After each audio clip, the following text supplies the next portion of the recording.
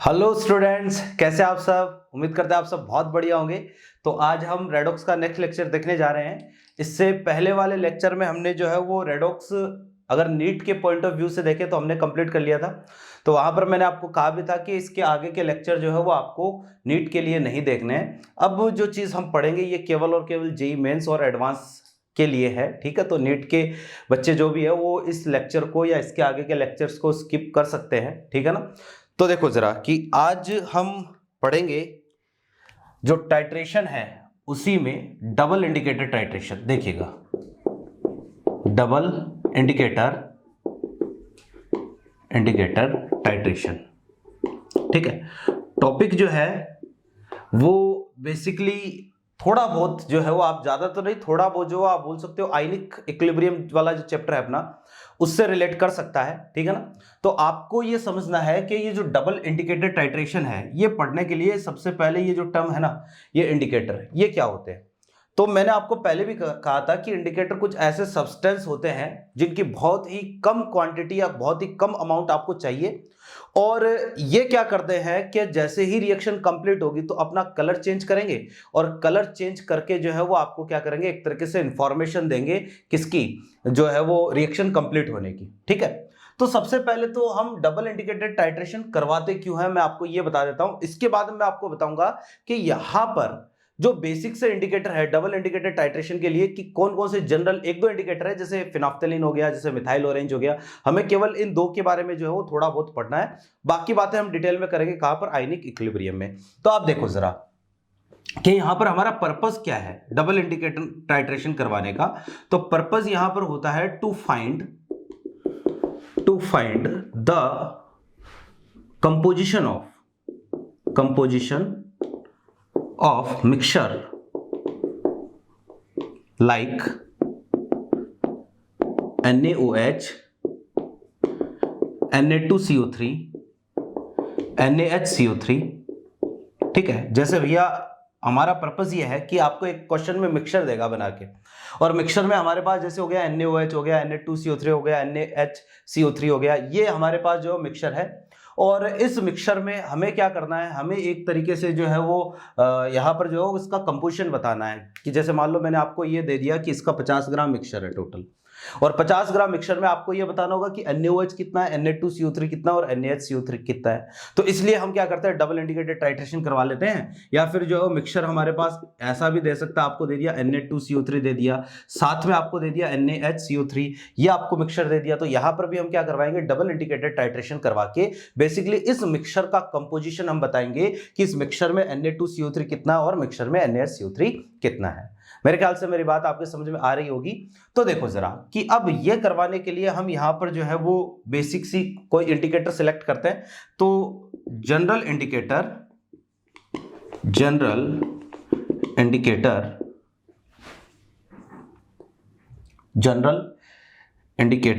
For this purpose, या मैं यूं कहूं general indicator used for this purpose is phenolphthalein and methyl orange,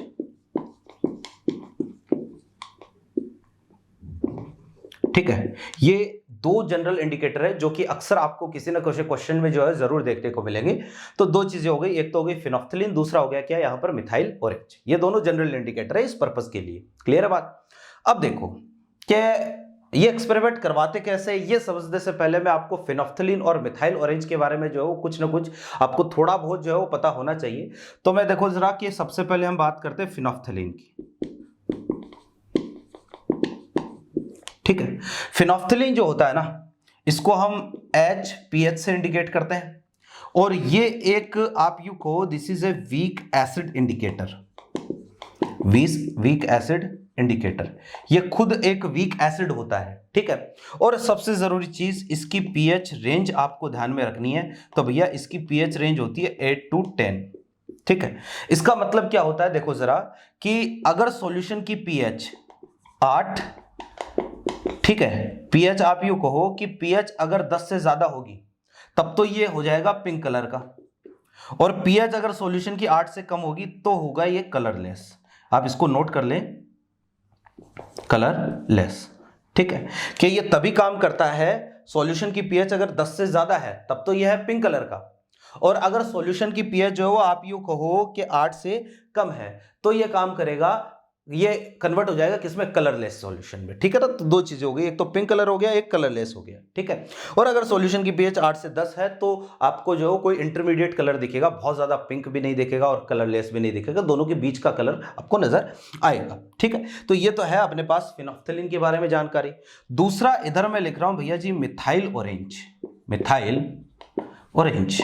अब जो मिथाइल ऑरेंज होता है ना, इसको हम इंडिकेट करते हैं MEOH से, और ये जो है एक वीक बेस इंडिकेटर है, वीक बेस इंडिकेटर। ठीक है, ये एक वीक बेस इंडिकेटर होता है। तो इसकी पीएच रेंज जो होती है, पीएच रेंज, ठीक है, ये अप्रोक्स होती है 3.1 to 4.8, या इसको जो कई जगह 3 से 5 भी लिखा होता है डायरेक्टली। तो देखो इसका मतलब क्या है कि पीएच जो है वो अगर 3.1 से कम है तब तो ये हो जाता है रेड कलर का, और अगर पीएच जो है वो सॉल्यूशन की होती है 4.8 से ज्यादा तो ये होता है येलो कलर का। ठीक है, और अगर इस दोनों के बीच में, इन दोनों के बीच में अगर पीएच होती है तो वहां उस केस में जो है ये कैसा, कोई ना कोई आपको इंटरमीडिएट कलर दिखेगा। ठीक है, तो अब देखो जरा कि ये हमारे पास मिथाइल ऑरेंज और दूसरा हो गया क्या, फिनोल्फ्थालीन। ठीक है ना, तो देखो कि अब इनको काम में कैसे लेते हैं, या फिर आप यूं कहो कि जो टाइट्रेशन है, ठीक है, इसका तरीका क्या रहता है।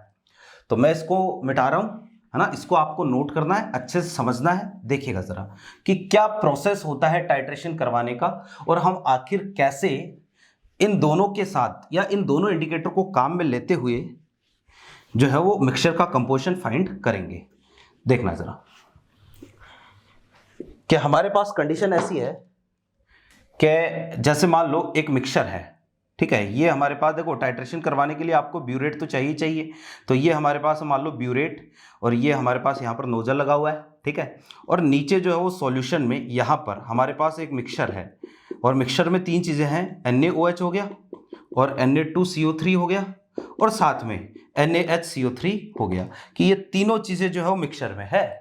ठीक है, अब आपको क्वेश्चन में इंफॉर्मेशन गिवन होगा कि मान लो total moles of mixture in is XYZ जो भी है, कि आपको यहां पर जो है मिक्सचर में टोटल मोल देगा, कि मान लो टोटल मोल 50 है, तो अब हमें तो ये बताना पड़ेगा कि 50 में से जो वो NaOH कितना है, Na2CO3 कितना और NaHCO3 कितना, 50 में से ये कितना है, हमें तो ये चीज बतानी पड़ेगी। अब मान लो कि हम ये मान लेते हैं कि ये जो है इसके मोल तो है A, इसके मोल है सॉल्यूशन में B, और इसके मोल है सॉल्यूशन में C।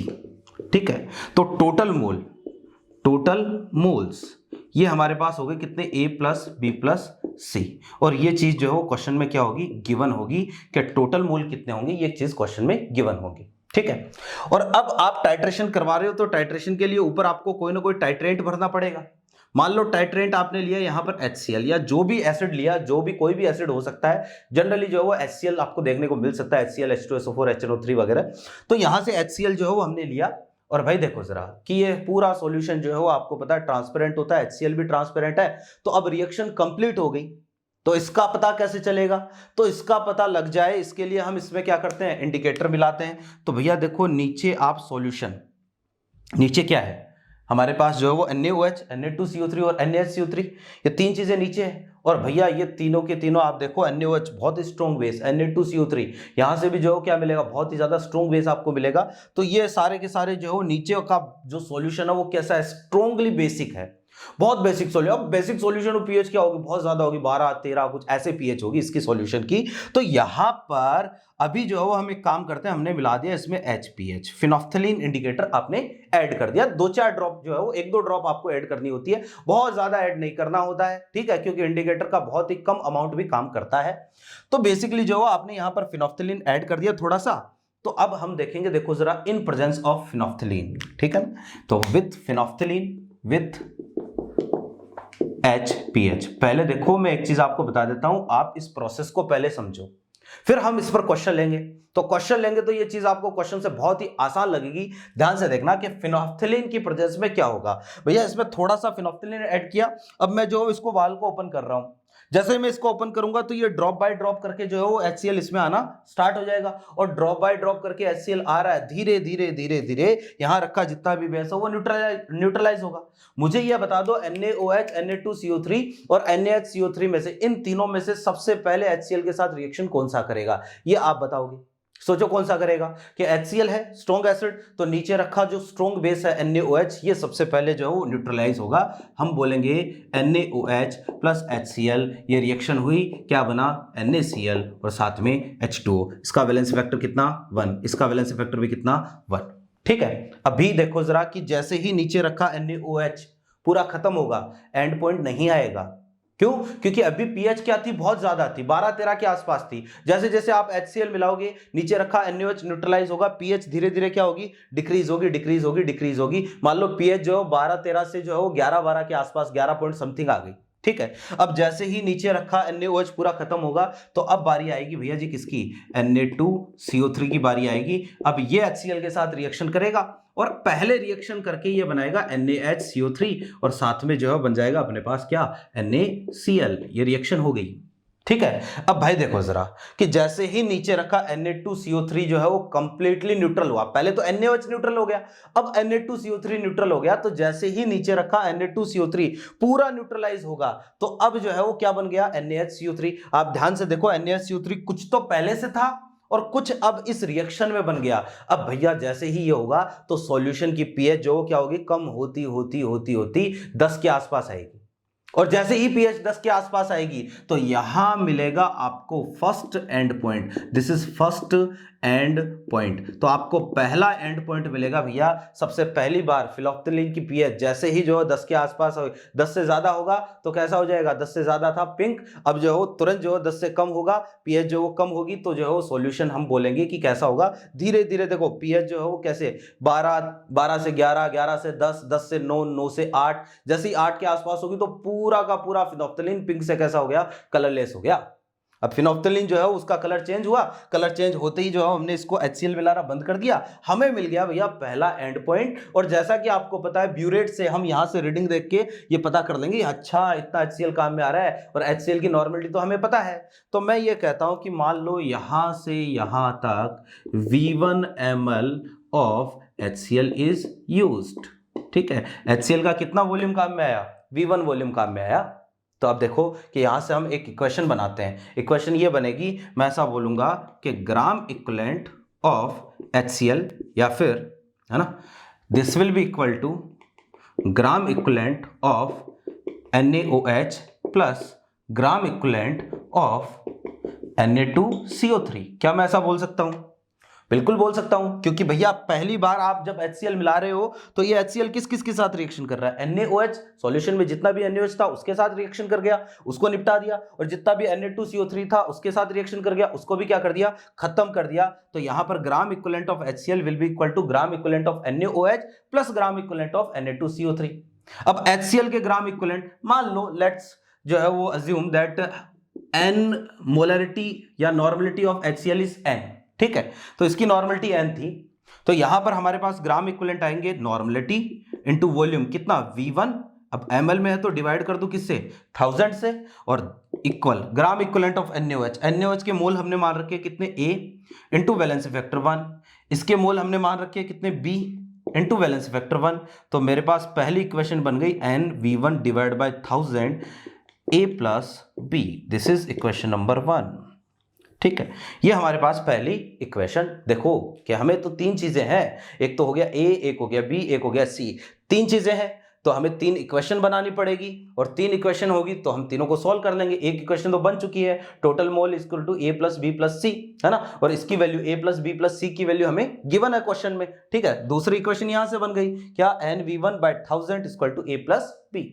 अब ध्यान से देखना एक चीज और, क्या हमारे पास कुछ NaHCO3 तो पहले से था, और कुछ NaHCO3 यहां सेकंड रिएक्शन में भी तो बन रहा है। मुझे बताओ यहां पर कितना NaHCO3 बनेगा। तो मैं ये बोलूंगा, देखना जरा कि एक रिएक्शन में जितनी भी स्पीसीज होती है सबके ग्राम इक्विवेलेंट हमेशा क्या रहते हैं, इक्वल रहते हैं। यहां पर gram equivalent of Na2CO3 is equal to gram equivalent of HCl is equal to gram equivalent of NaHCO3। तो यहां इस रिएक्शन से हम ये पता कर लेते हैं कि भैया NaHCO3 के कितने ग्राम इक्विवेलेंट बनेंगे। तो यहां पर मैं लिख देता हूं, देखो जी, gram equivalent of Na2CO3 this will be equal to gram equivalent of NaHCO3। बात क्लियर है? तो Na2CO3 के ग्राम इक्विवेलेंट मोल कितने हैं? B इंटू वैलेंसी फैक्टर 1, और इसके लिए मैं तो मोल निकाल लेता हूं, इसके moles of NaHCO3 into valency factor NaHCO3 का भी कितना है? 1। तो मुझे बताओ NaHCO3 के कितने मोल बन गए? NaHCO3 के मोल बन गए इस रिएक्शन में कितने? B। यानी मैं ऐसा बोलूंगा, इस रिएक्शन में इसके B मोल से इसके कितने बनेंगे? B मोल ही बनेंगे। क्लियर है बात? तो इस रिएक्शन में हमें कितना मोल NaHCO3 मिला है? हमें B मोल NaHCO3 मिला है। अब देखो कि ये तो काम कर लिया हमने एक बार, V1 ml HCl काम में ले लिया। अब भैया इसको फेंक दो कि ये फिनोफ्थलीन वाला सॉल्यूशन था, इसको हमने क्या कर दिया? हटा दिया। अब हमने क्या किया? एक वापस से वही सॉल्यूशन, वापस सेम सॉल्यूशन। पहले मान लो आपने अगर इसका V1 वॉल्यूम या जितना भी XYZ जितना भी वॉल्यूम यहां पर एनालाइट का लिया था, उतना ही वॉल्यूम जो है वो अगेन हम वापस से इसका भरेंगे। और NaOH, Na2CO3 और NaOH ये तीनों उस सॉल्यूशन में है, उसी रेशियो में A, B और C में। तो देखो कि सॉल्यूशन को चेंज कर दिया। अब हमारे पास कंडीशन ऐसी है कि एक नया सॉल्यूशन है ना, और नया सॉल्यूशन है। अब सेकंड इंडिकेटर काम में लेना है हमें, क्योंकि एक इक्वेशन और चाहिए। तो सेकंड इंडिकेटर काम में लेने के लिए हम जो है वापस से वही सॉल्यूशन, हमने उतना ही वॉल्यूम लिया। अब अगेन जो है अब हम मिलाएंगे इसमें मिथाइल ऑरेंज। तो देखो जी, मिथाइल ऑरेंज के साथ जो हो किस तरीके से रिएक्शन होगी, तो विथ MEOH। देखो जी, थर्ड इक्वेशन जो बनेगी ना वो मिथाइल ऑरेंज के साथ बनेगी। कैसे? यहां पर थोड़ा सा 2-4 ड्रॉप जो है वो हमें मिथाइल ऑरेंज की मिलानी है। अब वही बात अभी मैंने कहा था, मिथाइल ऑरेंज के केस में pH 4.8 से ज्यादा होता है तो कलर अलग होता है, 3.1 से ज्यादा कम होता है तो कलर अलग होता है। रेड कलर का होता है, 4.8 से ज्यादा कैसा? येलो। ठीक है, तो अभी जो है वो pH बहुत ज्यादा है, क्योंकि नीचे सॉल्यूशन कैसा है? स्ट्रांगली बेसिक है, तो pH बहुत ज्यादा है। हम इसमें ड्रॉप बाय ड्रॉप करके HCl मिलाना स्टार्ट करेंगे। pH जो 12-13 के करीब है, यानी मिथाइल ऑरेंज येलो कलर का है। तो अब हमने धीरे धीरे ड्रॉप बाय ड्रॉप करके इसमें जो है क्या HCl मिलाना स्टार्ट किया। HCl सबसे पहले किसको न्यूट्रलाइज करेगा? HCl न्यूट्रलाइज करेगा भैया जी जो हमारा NaOH है, ये इसको न्यूट्रलाइज करेगा। HCl सबसे पहले मैं बोलूंगा NaCl प्लस साथ में क्या बनेगा? H2O। Valency factor 1, valency factor 1।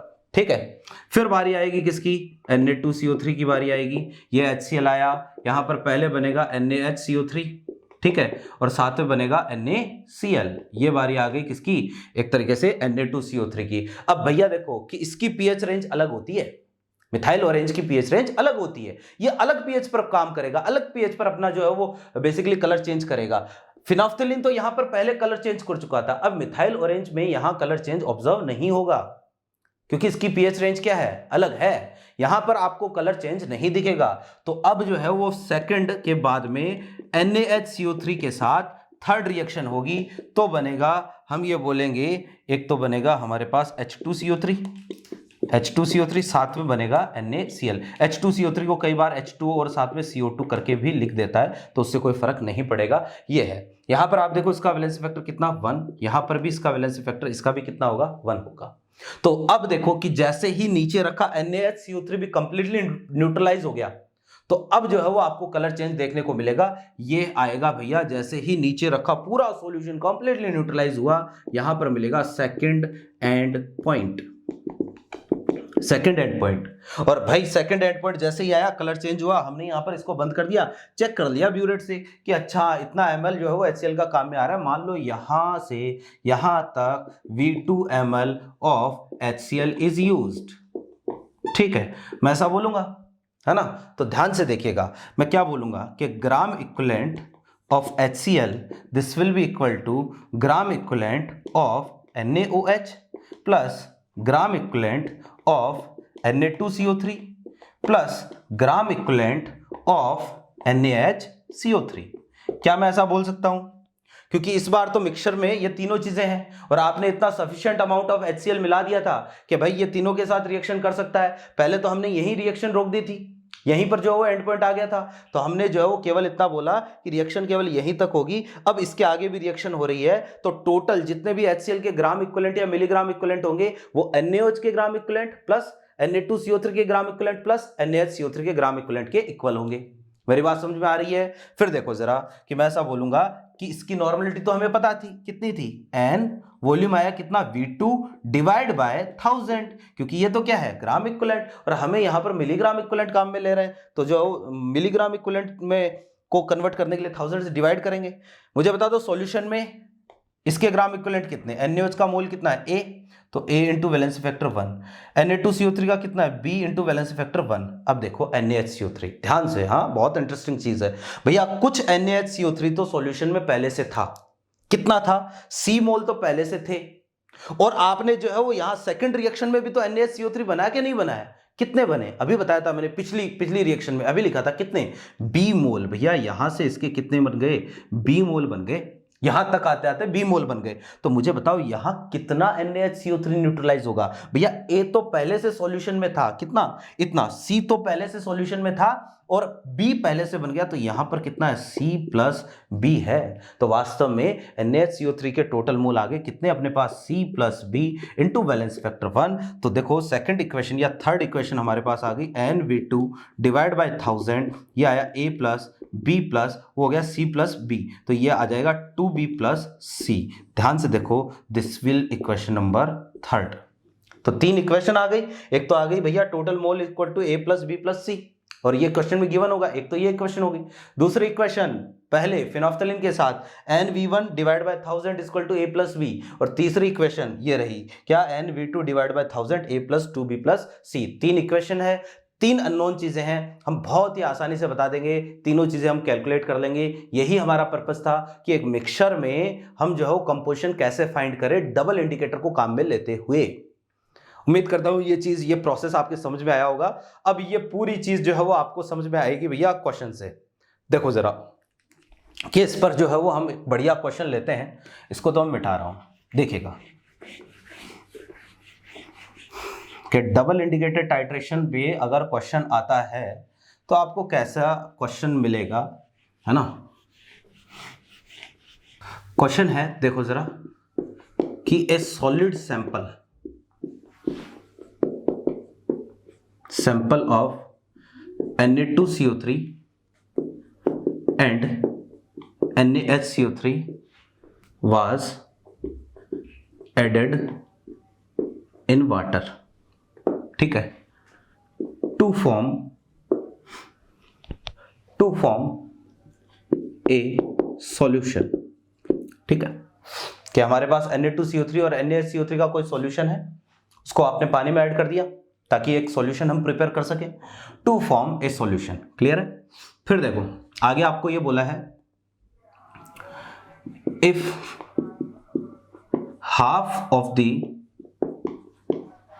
half of this solution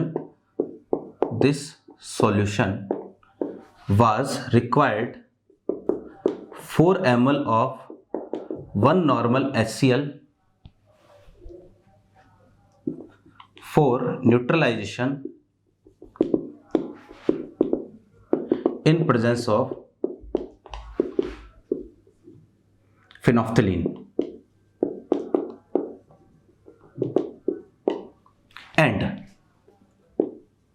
ठीक है, कि भाई इस सॉल्यूशन में जो है वो, इस सॉल्यूशन का कितना लिया, आधा काम में लिया आपने, और आधे की जो है वो रिएक्शन करवाई किसके साथ, HCl के साथ। तो आपको जो वो 4 ml की जरूरत पड़ी, एक नॉर्मल HCl के 4 ml की जरूरत पड़ी, और फर्स्ट एंड पॉइंट आ गया। And other half was titrated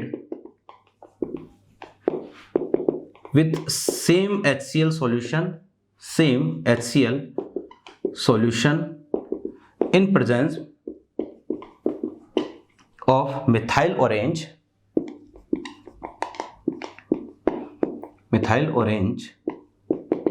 in this case 11 ml of HCl was used. Calculate the number of moles of Na2CO3 and NaHCO3 in mixture, ठीक है।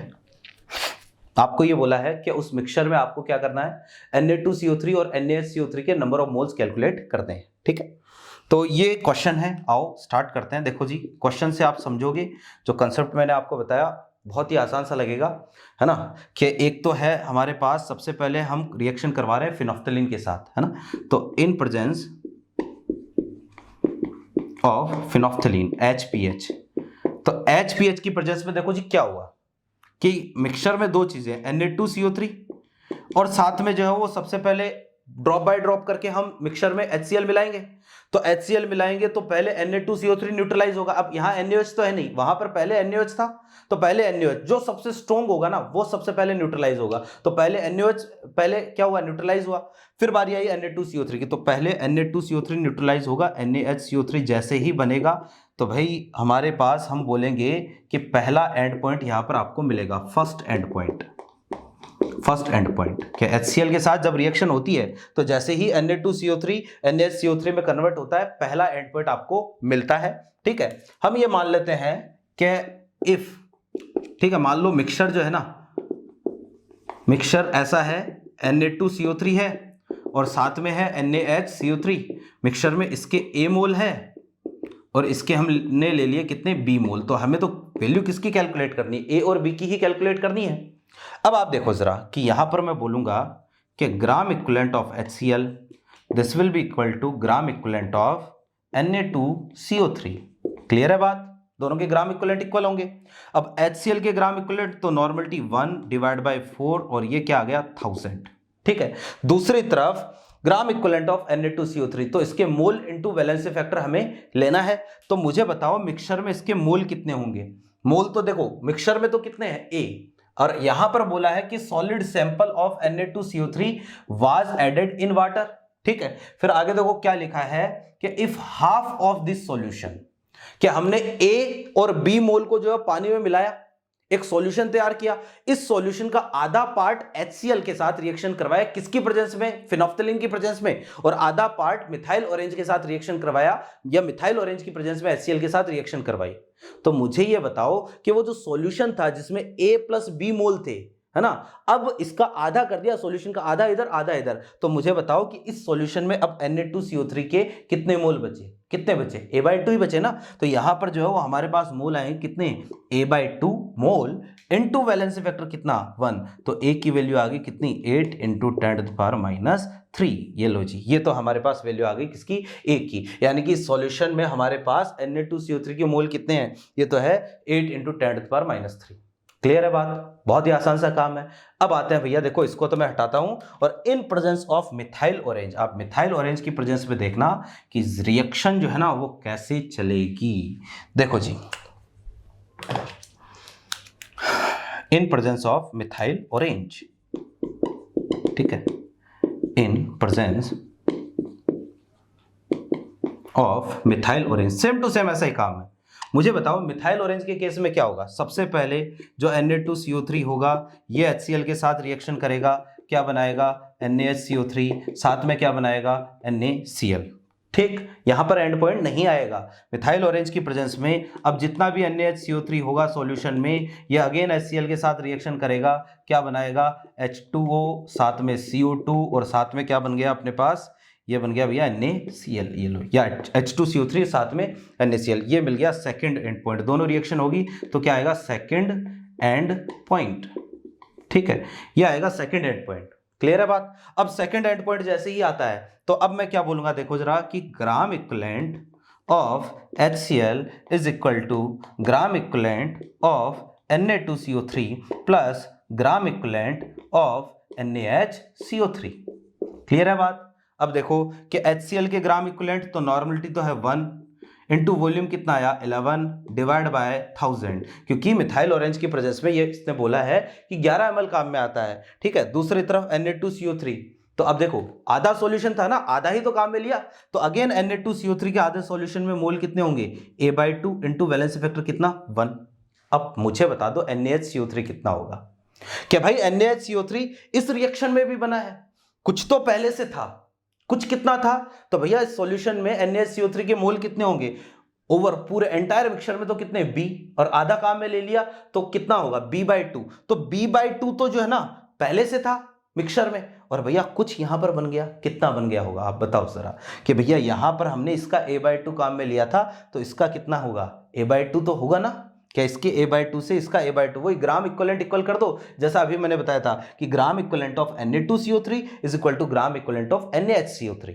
तो इसके ग्राम इक्विवेलेंट तो है a/2 इंटू वैलेंसी फैक्टर 1, और इसके gram equivalent आ जाएंगे mole into valency factor 1, तो इसके मोल आ गए कितने a/2। तो टोटल सॉल्यूशन में NaHCO3 कितना हुआ a/2 तो यहां से और b/2 यहां से, तो मैं इसको ऐसा कर देता हूं a/2 प्लस b/2 और वैलेंसी फैक्टर कितना हो गया 1 हो गया। क्लियर है बात। तो हमारे पास देखो जरा ये आया 11 डिवाइड बाय 1000, इसको हम सॉल्व कर लेते हैं। a/2 प्लस a/2 ये तो कितना हो जाएगा a प्लस b/2, और a की वैल्यू अभी हमने निकाली थी, कितनी आई थी 8 इंटू 10⁻³ तो इसको सॉल्व कर लो। 11/1000 इक्वल टू ये आया 8 इंटू 10⁻³ प्लस b/2। ठीक है, तो देखो एक ही चीज अननोन बची है अपने पास, क्या है b। आप यहां से आसानी से b कैलकुलेट कर लोगे, हमारे पास आंसर आ जाएगा किसका, इस क्वेश्चन का। हमें कंपोजिशन पता चल गया कि मिक्सचर में a कितना है b कितना है।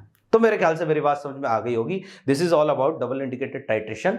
बहुत ही आसान सा टॉपिक है, अगर समझने पे आओ तो कोई मुश्किल नहीं है। अगर ये चीज जो है वो कंफर्म हो गई हो, समझ में आ गई तो अच्छी बात है, नहीं समझ में आई एक बार वीडियो को और देखें रिवाइंड करके, है ना, बहुत ही आसानी से ये चीज क्लियर हो जाएगी। और डबल इंडिकेटर पर आप जितने भी क्वेश्चन है ना आपकी सीट में, चाहे आप किसी भी कोचिंग की सीट सॉल्व करते हो, ठीक है, वो आप आसानी से अटेम्प्ट कर पाओगे। मेरे ख्याल से चीजें आपकी क्लियर हो गई होगी। नेक्स्ट जो पॉइंट है अपना, देखो जरा इसी के जैसा है, डबल इंडिकेटेड टाइट्रेशन के बाद में एक होता है जिसको हम बोलते हैं बैक टाइट्रेशन। देखिएगा बैक टाइट्रेशन,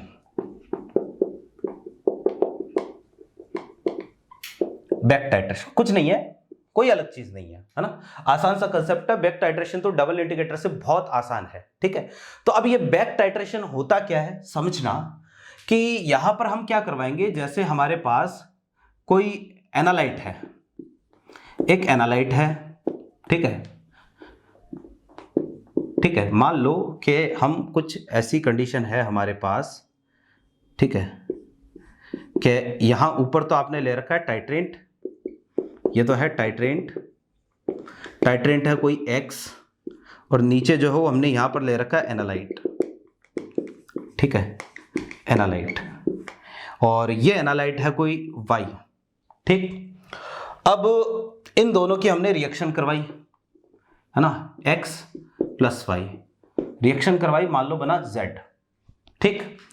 अब देखो क्या होगा कि कई बार हमें ये आइडिया नहीं मिलता है कि यहां पर नीचे जो है वो Y कितना है, ठीक है, या फिर जो वो आपने मान लो टाइट्रेंट जो मिलाया वो एक्सेस में मिला दिया, ठीक है, कि जैसे आप यूं समझो कि हमने क्या किया, नीचे रखा एनालाइट पूरा खत्म हो गया, ये पूरा खत्म, ड्रॉप बाय ड्रॉप करके हम जो इसमें एक्स मिला रहे थे, टाइट्रेंट मिला रहे थे, और नीचे रखा एनालाइट कंप्लीटली खत्म हो गया, लेकिन फिर भी जो है वो आपने एक्स मिलाना चालू रखा, क्योंकि हमें नहीं पता चला वास्तव में कि यहां पर एंड पॉइंट आया कि नहीं आया, इसकी जानकारी हमें नहीं मिली। तो अब हम क्या करेंगे, जानकारी नहीं मिली तो यार टाइट्रेंट जो है आपने ज्यादा मिला दिया।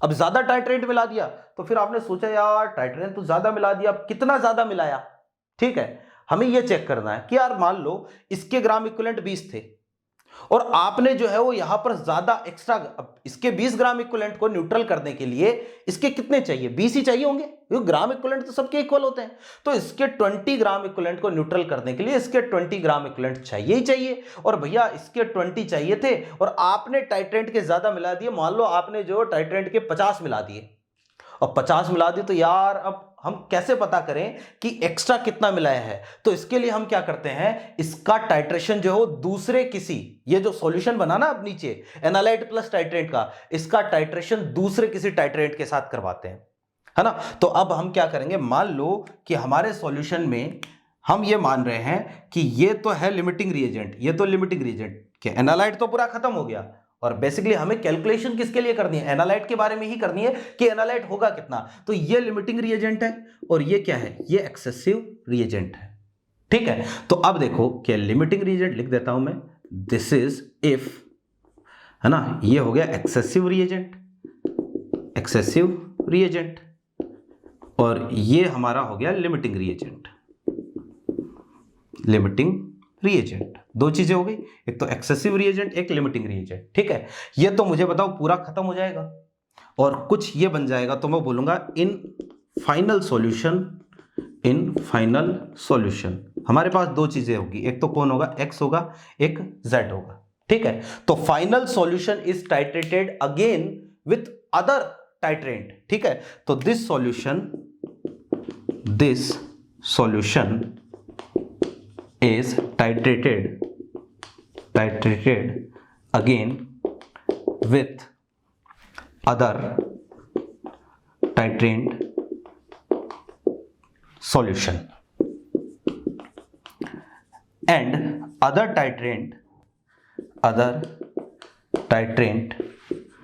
should not react with Z। ठीक है, कि जो आप अदर दूसरा टाइट्रेंट काम में ले रहे हो ना, अगला टाइट्रेंट जो काम में ले रहे हो, वो Z के साथ रिएक्शन नहीं करना चाहिए, इस Z के साथ रिएक्शन नहीं करना चाहिए।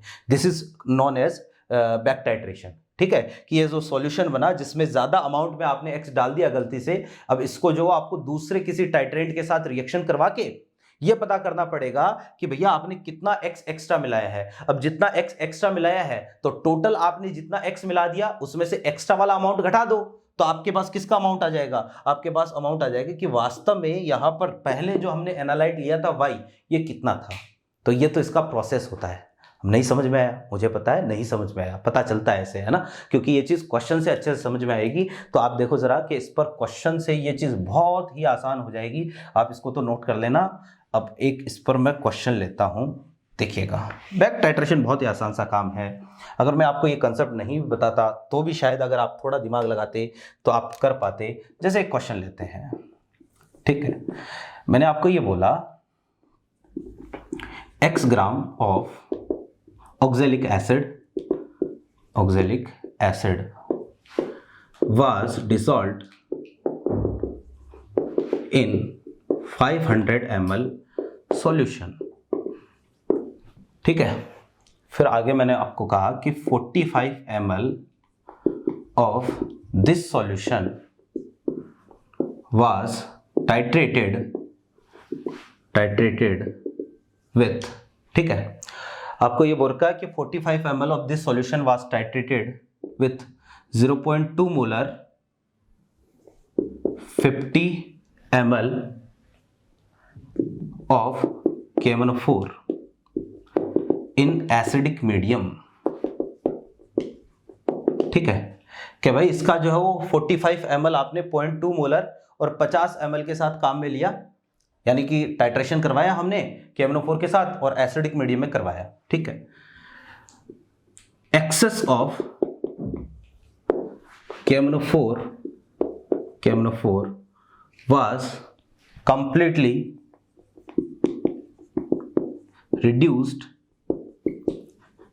excess of KMnO4 was completely reduced by 20 milligram equivalent of H2O2। calculate the value of x। आपको ये बोला है कि x की वैल्यू कैलकुलेट करो। देखो जी, कंसेप्ट बहुत आसान सा है, इसको हम सॉल्व करते हैं। कि पहले तो ऐसा है कि हमारे पास एक सॉल्यूशन हमने प्रिपेयर किया, सॉल्यूशन कितना है 500 ml। ठीक है, और इसमें आपने मिला दिया x ग्राम ऑक्जेलिक एसिड H2CO4। ठीक है, अब भाई सॉल्यूशन है तो कुछ तो मोलरिटी होगी, तो मान लो इसकी मोलरिटी हम निकाल लेते हैं। Given mass upon molar mass of H2O2 is H2CO4 is 90 and volume of solution is 500। ऊपर आ जाएगा कितना 1000, ये कैंसिल हुआ, मोलरिटी आई कितनी x/45। ठीक है, दिस इज मोलरिटी। तो देखो यहां से मोलरिटी हमारे पास आई कितनी x/45। तो अब इसका आपको बोल रहा है कि 45 ml ऑफ दिस सॉल्यूशन, ठीक है ना, क्या इसका जो 45 ml of this solution titrated with 0.2 molar 50 ml KMnO4।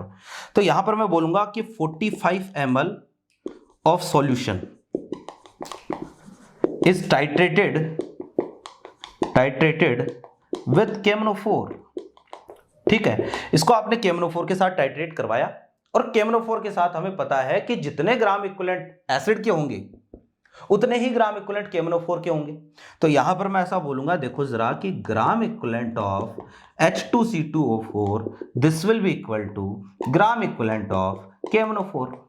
मैं ऐसा बोल सकता हूं। और इसके ग्राम इक्विवेलेंट निकालते तो देखो मोलैरिटी कितनी है, x/45।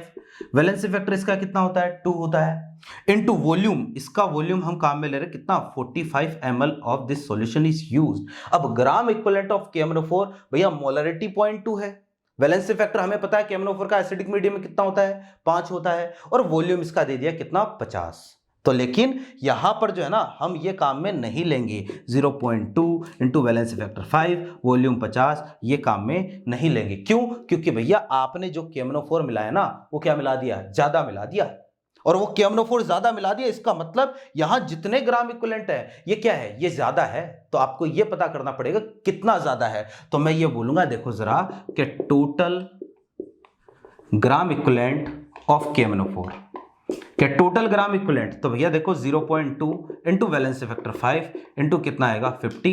तो आपने टोटल 50 मिलीग्राम इक्विवेलेंट है ना, total milligram equivalent, this is milligram equivalent. तो टोटल आपने जो 50 मिलीग्राम इक्विवेलेंट KMnO4 के जो है वो ले रखे थे। और इसने बोला है, देखो जरा, कि excess of KMnO4 was completely reduced by 20 milligram equivalent of H2O2। अब H2O2 के साथ ये जो मिक्सचर बनेगा टोटल कि KMnO4 ऑक्जेलिक एसिड का, है ना, तो ऑक्जेलिक एसिड तो इसमें पूरा खत्म हो गया है, अब केवल कौन है, KMnO4, वो एक्सेस में है। तो अब इसका टाइट्रेशन हमने H2O2 के साथ करवाया, तो 20 मिलीग्राम इक्विवेलेंट H2O2 ने KMnO4 के क्या कर दिए, न्यूट्रलाइज कर दिए। तो यहां पर मैं बोलूंगा कि 20 milligram equivalent of KMnO4 will be reduced by H2O2। ठीक है, तो ये बाई H2O2 ने रिड्यूस कर दिया। इसका मतलब मुझे ये बताओ, टोटल लिए थे 50 में से 20 को न्यूट्रलाइज करना पड़ा किससे, H2O2 से। तो मुझे बताओ यहां पर इसके ग्राम इक्विवेलेंट कितने काम में आए होंगे, कि जो अपने पास H2CO4 है इसके कितने मिलीग्राम इक्विवेलेंट यूज हुए होंगे। तो यहां पर मैं कितना रखूंगा, यहां पर रखूंगा 30, कि भैया जरूर जो है ना 30 मिलीग्राम इक्विवेलेंट KMnO4 जो है वो H2C2O4 के साथ रिएक्शन किया होगा। अगर 30 मिलीग्राम इक्विवेलेंट KMnO4 है तो H2C2O4 के भी टोटल मिलीग्राम इक्विवेलेंट कितने रहे होंगे, 30 ही रहे होंगे। तो ये तो वाक कैंसिल, तो X की वैल्यू आ गई कितनी, 15 ग्राम। ये लो जी, आपको यहाँ इनिशियली जो है ना 15 ग्राम H2C2O4 आपने लिया होगा। तो this process is known as back titration. तो मैं ये समझता हूं कि शायद आपके दोनों कंसेप्ट अच्छे समझ में आ गए होंगे। बैक टाइट्रेशन भी आपको समझ में आ गया होगा, और दूसरा डबल इंडिकेटेड टाइट्रेशन ये भी समझ में आ गया होगा। तो जेई के लिहाज से दोनों ही चीजें बहुत ज्यादा जरूरी है। नेक्स्ट टॉपिक में जो है वो हम लगभग इस चैप्टर को पूरा कर ही लेंगे, ठीक है ना। और एक दो छोटी छोटी चीजें बाकी है, जैसे परसेंटेज अवेलेबिलिटी ऑफ क्लोरीन, ठीक है, हार्डनेस ऑफ वाटर, ठीक है। तो ये एक दो पॉइंट बाकी है, H2O2 ओलियम वगैरह, तो ये हम नेक्स्ट क्लास में जो है कवर कर लेंगे। तो उम्मीद करता हूँ ये चीजें आपके समझ में आई होगी। यहाँ से मिलते हैं हम नेक्स्ट क्लास में। Thank you.